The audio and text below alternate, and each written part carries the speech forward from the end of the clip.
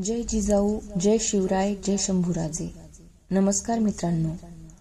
आधीच्या भागात आपण बघितले जिजाबाई आणि शिवबा दादोजींसोबत पुण्यात आले. पुण्याची परिस्थिती खूप बेकार होती. त्यांनी लोकांना जमा करून नवीन वाड्यांचे काम सुरू केले आणि ज्या पुण्यावर गाढवाचा नांगर फिरवला गेला होता तेथे जिजाऊंनी शिवाजीराजांच्या हातून सोन्याचा नांगर चालवला. आता बघूयात पुढे.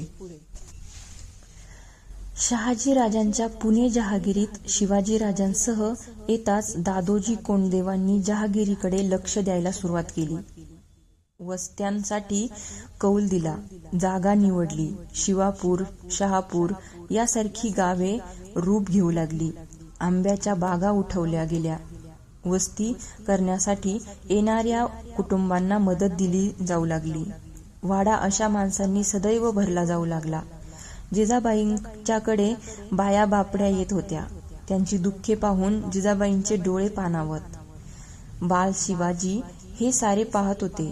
आपल्या बदलत्या जहागिरीचे रूप निरखित होते. वाड्यात येणाऱ्या तंट्याच्या निर्णयाच्या वेळी हजर राहत होते. हे सारे पाहत असता शास्त्रीबुवांच्याकडे शिक्षण चालू होते. दादोजींनी निष्णात पटाईत ढालकरी, पट्टेकरी बालराजांच्या करिता आणविले होते. सायंकाळी वाड्याच्या चौकात मर्दानी खेळाचे शिक्षण चाले. मावळ्यांची मुले शिवाजीच्या खेळात हिरिरीने भाग घेत. एके दिवशी पंतांनी आत येऊन मुधोजीराव निंबाळकर आल्याची खबर दिली. मुधोजी निंबाळकर हे जुने आप्त. विजापूरकरांनी त्यांची जहागीर जप्त करून त्यांना साताऱ्याला कैद ठेवलेले जिजाबाईंनी ऐकले होते. जिजाबाईंनी त्यांची भेट घेतली. त्यांच्याबरोबर त्यांचा मुलगा बजाजी आणि मुलगी सईबाई पण आली होती. मुधोजींनी मुजरा करताच बजाजीने मुजरा केला. सईबाई जवळ येऊन पाया पडली. तिला जवळ घेत जिजाबाई म्हणाल्या, केव्हा आलात आपण? शहाजीराजांच्या कृपेने कैद संपली. फलटण जहागीर पूर्ववत मिळाली. मुलुखाची लावणी चंचणी करून आपल्या दर्शनाला आलो. बरं झालं आलात. ते इथं सारच नवं. आपल्यासारखी अनुभवी माणसं पाठीशी असली तर तेवढाच आधार वाटतो. मासाहेब पुन्हा परत उठवलत. सारा मावळ माणसांनी सजला. हे काय थोडं केलत? मी काय करणार? दादोजींसारखी माणसं होती म्हणून हे जमलं. करणारी करतात, पण त्याला देखील देवीचा कौल लागतो, मुधोजी म्हणाले. सईकडे बोट करीत विषय बदलीत मासाहेब म्हणाल्या, काय नाव हिचं? सईबाई. आणि हा मुलगा बजाजी.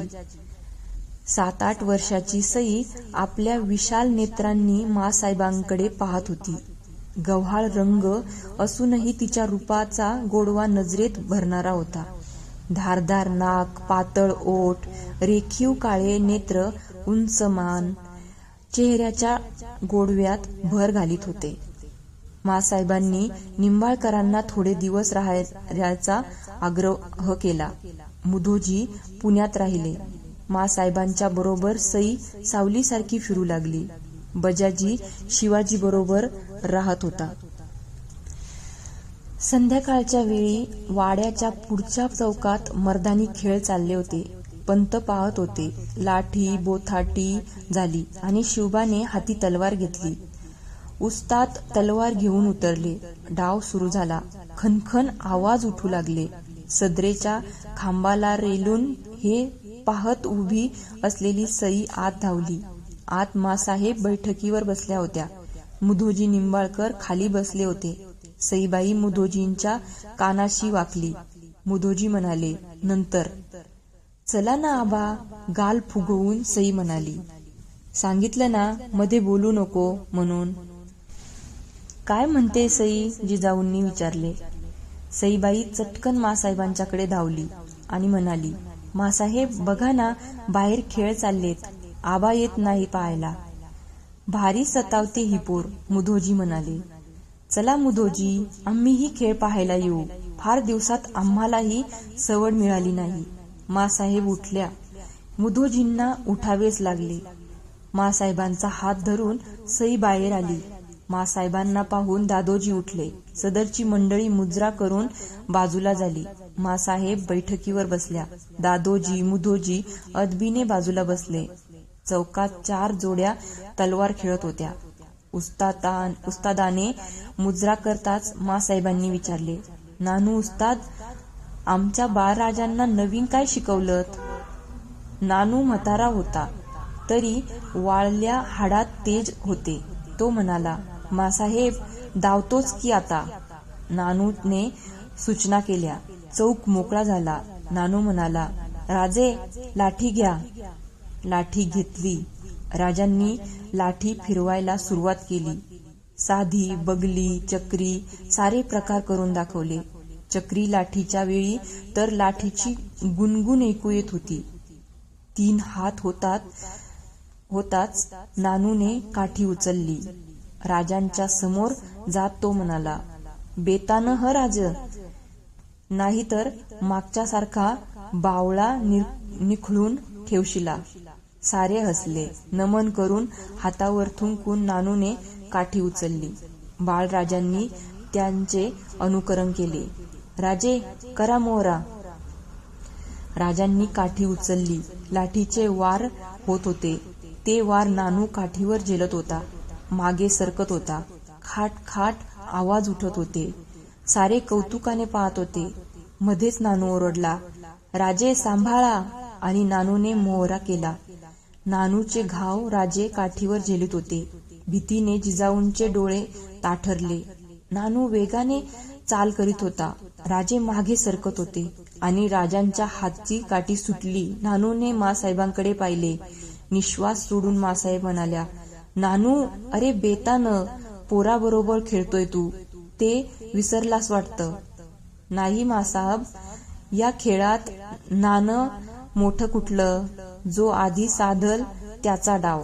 अजून राजाचं हात बळकट झालं नाहीत म्हणून काठी सुटली, असंच शिकवायचं. त्याचवेळी केळीचे मोने आणले होते. चौकात खुंटीवर केळ उभी केली आणि राजांच्या हाती विटा दिली. राजांच्या उंचीपेक्षा विटा 1.5 हात उंच होता. फळाखाली चांदीचे कडे खुळखुळत होते. कड्याखाली भला थोरला गोंडा होता. विट्याच्या टोकाला रेशमी काढणी होती. राजांनी केळीपासून दूर जायला सुरुवात केली. दुसऱ्या टोकाला ते गेले. काढणी हाताला गुंडाळून पवित्रा घेऊन उभे राहिले. नानू ओरडला, राजे चाल करा. मस्ताड उड्या मारीत राजे झेपावले. केळीपासून 8 हातांवर राजे आले आणि एक बळाने त्यांनी विटा फेकल्या. सरसरत विटा सुटला आणि हातावरच्या केळीत भस्कन घुसला. ओठीबरोबर त्याच क्षणी विटा माघारी राजांच्या हाती आला. न राहवून मुधोजी ओरडले, वा राजे. सईबाई मासाहेबांच्या जवळ बसून हे सारे कौतुकाने पाहत होत्या. चौकातून केळ हलविली आणि चौकात दुसरे 2 मोने आणले गेले. मासाहेबांच्या बैठकीच्या समोर दोन्ही मोने 8 हातांच्या अंतरावर समांतर लावले गेले. शिवाजीराजांनी दोन्ही हातात पट्टे चढविले. चौकात येऊन त्यांनी पट्ट्याचा पवित्रा घेतला. बाल शिवाजी करारी मुद्रेने खेळ खेळत होते, तरी त्यांच्या ओठांवरचे स्मित दडत नव्हते. आपल्या तीक्ष्ण नजरेने त्यांनी सदर निरखली. हाताचा अंदाज घेतला. चौरस चौक फिरून त्यांनी उजवा गुडघा उजव्या हातीचा पट्टा सरळ होता. डावा हात रुंदावला होता. शिवाजीराजांचे मस्तक झुकले होते. शिवाजीराजे मासाहेबांना मुजरा करीत होते. नजर वर झाली तेव्हा सस्मित वदनाने मासाहेबांनी मानेने मुजरा स्वीकारल्याचे दिसले. शिवबाची नजर दादोजींकडे गेली. त्यांनीही मानेने मुजरा स्वीकारला. बाळराजे उठले. हात फिरवू लागले. हात फिरवीत ते केळीच्या मध्यभागी उभे राहिले. दोन्ही केळींचा त्यांनी अंदाज घेतला आणि डोळ्यांचे पाते लवायच्या आत अत्यंत वेगाने दोन्ही केळींना वार केले. शिवाजी राजांनी परत मुजरा केला. दोन्ही केळी तशाच उभ्या होत्या. सईबाई खुदखन हसली. माँसाहेबांनी सईबाईकडे पाहिले. त्या म्हणाल्या, नानू वस्ताद, आमच्या सईबाईंना राजांनी काय केलं ते दाखवा. नानू वस्ताद पुढे झाला. दोन्ही केळींना धक्के देताच दोन्ही केळी मधून तुटल्या. समान अंतरावर त्या छेदल्या गेल्या होत्या. तुटलेल्या केळी पाहताच सईबाईंचे डोळे विस्फारले गेले. ती उद्गारली, अगो बाई, आणि तिथे पदर तोंडाला लावला. सारे हसले. सई, हा नवरा चालेल का तुला? सईबाईने एकदा माँसाहेबांच्याकडे पाहिले. दुसऱ्या क्षणी पट्टे उतरीत असलेल्या शिवबांच्याकडे पाहून माँसाहेबांना ती मोठ्याने म्हणाली, हो चालेल. माँसाहेब गोऱ्या मोऱ्या झाल्या.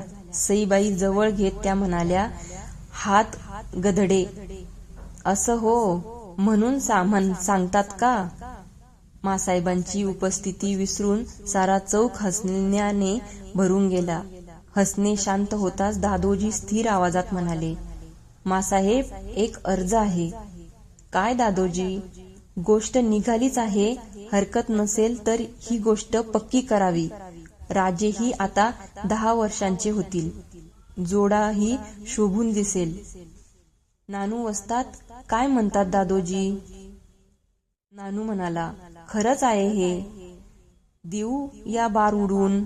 समद झालं, वाडा झाला, चौक झाला, लिवणं वाचणं झालं. सूनबाईशिवाय घराला शोभा हाय वय. औंदा करून टाकूया. अहो, पण निंबाळकर मामा काय म्हणतात ते तरी विचारा. पोर त्यांची. असे शब्द वापरू नका माँसाहेब. पोर आपली आहे. महाराजांच्या कृपेने जीव वाचला, जहागीर मिळाली. अन्नाला लागलो आम्ही. पोर पदरात घेतली तर आजवरच्या उपकारांवर, ऋणानुबंधांवर कळस चढेल. जगदंबेच्या मनात असेल तर होऊन जाईल. पूर्वी पासून चालत आलेला संबंध पुढे चालू होईल. दादोजी, चांगली वेळ बघून बंगळूरला तातडीनं खलिता पाठवा. आमची इच्छा सर्वांना कळवा. तिकडून होकार आला की आपण हे कार्य पार पाडू. माँसाहेब उठल्या. सईबाई म्हणाली, माँसाहेब, एवढ्यात जायचं? माँसाहेब हसल्या. कौतुकाने तिला गालगुच्चा घेत म्हणाल्या, एका बैठकीत जेवढं केलंस ते का थोडं झालं? आता उठ बाई, पुष्कळ काम आहेत. सर्वांचे मुजरे झाले. सईबाईसह माँसाहेब आत गेल्या. ओलावलेल्या पापण्यांनी मुधोजीराव समाधानाने. दुसऱ्या दिवशी उन्हे मावळदीवर आल्यावर लाल महालातून 2 घोडेस्वार बंगळूरच्या वाटेला लागले. 2 दिवसांनी मुधोजीराव सई बजाजीसह फलटणला गेले. दिवस उलटत होते. बंगळूरच्या निरोपाची सारे वाट पाहत होते. बंगळूरची थैली पुण्यात आली. दादोजींनी मस्तकी लावून थैली उघडली. मजकुरावरून नजर फिरत असता होणारा आनंद त्यांच्या चेहऱ्यावर दिसत होता. माँसाहेबांनी अधीरतेने विचारले, काय आज्ञा आहे? महाराज साहेबांना हा संबंध मान्य आहे. एवढंच नव्हे तर लग्नप्रसंगी मोकळेपणानं खर्च करण्याची आज्ञा झाली आहे. लग्नाची तिथी निश्चित झाली की कळविण्याची आज्ञा झाली आहे. महाराज साहेब जातीनं लग्नाला हजर राहणार आहेत. पंत फलटणला मुधोजीरावांना कळवा. दिवस थोडे आहेत. सारं व्यवस्थित व्हायला हवं. सारी सूत्रे भराभर हलविली जाऊ लागली. फलटणहून मुधोजीराव कुटुंब परिवारासह आले. एक शंका होती, तीही दूर झाली. शिवाजी सईबाईंच्या कुंडल्या जमत होत्या. एक दिवस टिळा लावण्याचा समारंभ उरकून घेतला गेला. मुहूर्त काढायला शास्त्री बसले. सर्वानुमते शके 1562 विक्रम नाम संवत्सर वैशाख शुक्ल 5 हा मुहूर्त ठरण्यात आला. शहाजी राजांना मुहूर्त कळविला गेला. पंतांना आता क्षणाचीही उसंत नव्हती. कलाभूत चितारणारे कलावंत कोकणातून खास बोलावून आणले होते. अंबारखाना, वस्त्रघर नानाविध धान्यांनी आणि वस्त्रांनी भरले जात होते. फडातले कारकून येणाऱ्या प्रत्येक मालाची नोंद करीत होते. पंतांनी चालवलेली तयारी पाहून जिजाबाई पंतांना म्हणाल्या, पंत, केवढा पसारा मांडणार आहात. हे लग्न बेतानं केलं तरी चालेल. पंतांनी मासाहेबांच्याकडे पाहिले. ते म्हणाले, मासाहेब, या लग्नात खर्चाचा विचार करून चालणार नाही. नवी जहागीर वसते आहे. नुसती मदत घेऊन माणसं आपली होत नाहीत, तर ती आपलीशी करावी लागतात. असा मोका सोडून कसा चालेल. या निमित्ताने सारे एकत्र येतील. त्यांच्या मनातला जिव्हाळा वाढेल. जहागिरीचा पाय मजबूत होईल. जिजाऊंना ते पटले. त्यांनी नंतर काही आढेवेढे घेतले नाही. मुधोजीही नुकतेच जहागिरीवर आलेले. एवढी मोठी सोयरी कशी पार पडणार याची चिंता त्यांना वाटत होती. फलटणला जाऊन लग्नाची प्राथमिक जुळवाजुळव करून ते जिजाऊंच्या भेटीला पुण्यात परत आले. मासाहेब, मुलीचं लग्न वधू पित्याच्या घरी व्हावं हा शिरस्ता आहे. लग्न फलटणला आमच्याकडे व्हावं ही विनंती आहे. मुधोजींनी अर्ज केला. मासाहेब म्हणाल्या, मामासाहेब, अजून का आम्हाला परके समजता. हे घर कोणाचं. थोरल्या सासूबाई दीपाबाई फलटण घराण्यांचंच ना. राजांनी पुन्हा वसवलं. इथंच त्यांचा विवाह व्हावा हे बरं वाटतं. जशी आज्ञा. पण मासाहेब, राग होणार नसेल तर आणखीन एक विचारावंसं वाटतं. काय. सोयरीक ठरली, मुहूर्त ठरला, पण घेण्या देण्याचं काही ठरलं नाही. घेणं देणं व्यवहारात येतं मासाहेब. ही रक्ताची नाती. पोरगी देता त्यापेक्षा मोठं देणं कुठलं. तुम्ही आणखीन थोडं द्यायचं आहे, ते दिलत की आमचं काही म्हणणं नाही. सांगा मासाहेब. मासाहेब हसत म्हणाल्या, आणखीन द्यायचे ते आशीर्वाद. त्यांच्याच बळावर संसार सुखाने होतात. तेवढं द्या की सारं आलं. पण महाराज साहेब काय म्हणतील. इकडून काही दोष लावला जाणार नाही. विचारलंच तर बेलाशक आमचं नाव पुढं करा. मुधोजीरावांना शब्द फुटत नव्हता. गहीवरून ते म्हणाले, मासाहेब, पोरीला पदरी घेतलं आणि 7 जन्माचं कल्याण केलं. लग्नात आम्ही काहीतरी केल्यासारखं वाटावं म्हणून तरी काही काम सांगा. सांगू ना, जरूर सांगू. मामासाहेब, वराड घेऊन येताना मोजकी माणसं आणू नका. तुमची सारी मंडळी रयतेसहित साऱ्यांना निमंत्रण द्या. फलटण इथं उतरल्याचा आनंद आम्हाला होऊ द्या. जिजाबाईंनी सांगितले त्यात काही खोटे नव्हते. लग्नाची तयारी तेवढ्याच मोठ्या प्रमाणावर होत होती. महाल सुबक रंगांनी रंगविले जात होते. स्वयंपाकघर मांडवात हलवले गेले होते. नाना तऱ्हेचे फराळाचे सामान तयार होत होते. राहुट्या उभारल्या जात होत्या. जानवस घर म्हणून पाटलांनी आपला वाडा आनंदाने दिला होता. मांडवासाठी वासे, वेळकाठ्या यांचे ढीग रचले जात होते. मांडवाचे कापड, कनाती, पडदे, आडपडदे याबरोबरच हंड्या झुंबरांनी काच घर भरले जात होते. सोनार शाळेत कुशल कारागीर दादोजींच्या नजरेखाली सुबक दागिने घडवित होते. हिरे, मोती, माणके, रत्ने यांची खैरात चाललेली होती. असलेला वेळ अपुरा वाटत होता. जिजाऊंना मदत करण्यासाठी उमाबाई, लक्ष्मीबाई येऊन दाखल झाल्या होत्या. घरातला एकदम वेगळेपण आलं. जिजाऊंचा भार एकदम कमी झाला. अचानक शहाजीराजे लग्नाला येऊ शकत नसल्याची थैली विजापूरवरून आली. शहाजीराजे मोहिमेत गुंतले होते. लग्न पार पाडण्याची आज्ञा दादोजींना झाली होती. साऱ्यांना शहाजीराजे येत नसल्याबद्दल वाईट वाटले. जिजाऊंचा विरस झाला. उमाबाई म्हणाल्या, मला वाटलंच होतं. त्याचं नेहमीच असतं. लहान होता म्हणूनच लग्नाला तरी सापडला. तो नाही आला तर काय झालं, पुढं येईल. शहाजीराजे येणार नाहीत म्हणून संभाजी पण येणार नाही. संभाजीला पाहून फार दिवस झाले होते. 11 वर्ष लोटली होती. जिजाऊंनी संभाजीसाठी कपडे काढले होते, दागिने केले होते, सारे तसेच राहून गेले. मनातले हे शल्य तसेच दाबून ठेवून जिजाबाई परत लग्नघाईत मिसळल्या.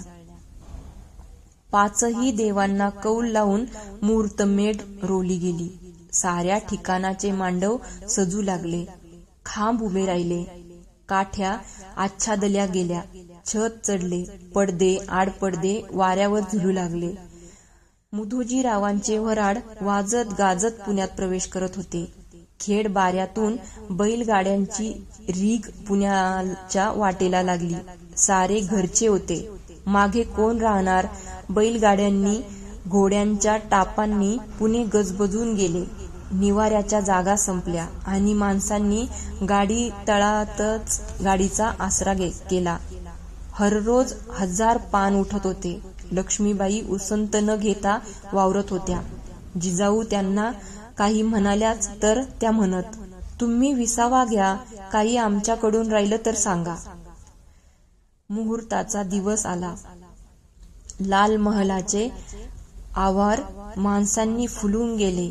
मंगलाष्टकांचे आवाज उठले आणि गोरज मुहूर्तावर आशीर्वादासाठी हजारो हातांनी वधूवरांच्या वर अक्षत फेकली. वाद्यांचा गजर झाला. मांडवातून शिवाजी वाड्यात आला.